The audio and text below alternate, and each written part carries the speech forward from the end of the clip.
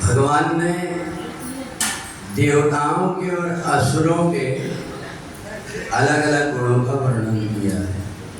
दैवी संपद विमोक्षाय निबंधाय आसुरीमता मां सुजा संपदम देवीं अभिजातोषि पांडव।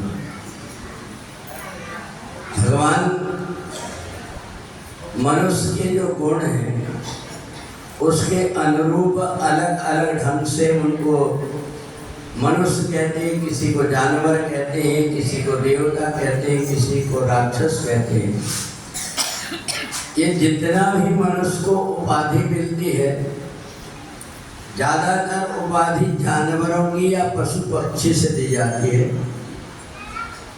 किसी पक्षी की आंख देख करके, पशु की आंख देख करके कहते हैं कि इसकी आंख मृग जैसे है।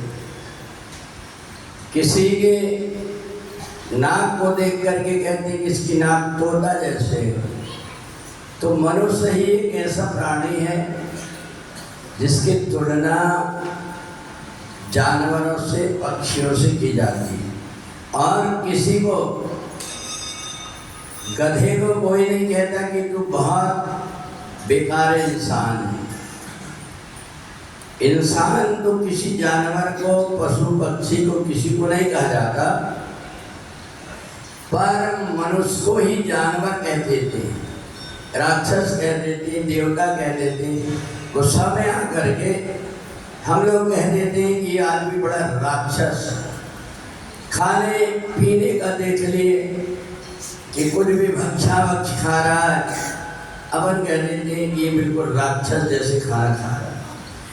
तो ये भगवान ने देवताओं के और असुरों के दोनों का जो 16वां अध्याय में वर्णन किया है, उसमें अर्जुन से कहा कि जिसका परिवार में परमात्मा की भक्ति की जाती है, सब परिवार के छोटे और बड़े बैठ कर के भगवान की भक्ति करते हैं, वो दैवी संपद वाले व्यक्ति होते हैं। और इसलिए भगवान अर्जुन को समझा रहे हैं कि राक्षसी वृत्ति तुम्हारे अंदर कहाँ से आ गई, जो तुम अपने कर्तव्य को छोड़ करके और अकर्मण्य बनकर के, कायर बनकर के बैठना चाहते हो। तो इसलिए ये जो जीवात्मा है, जिस प्रकार का उसका स्वभाव होता है, उसके अनुरूप उसके अंदर व्यवहार, उनके वातावरण होते हैं।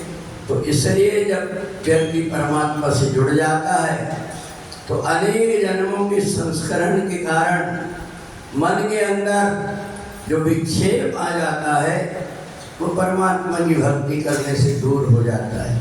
तो इसलिए ये जो मनुष्य शरीर मिला है, इससे हम दोनों काम कर सकते हैं, ऊपर भी उठ सकते हैं और नीचे भी गिर सकते हैं।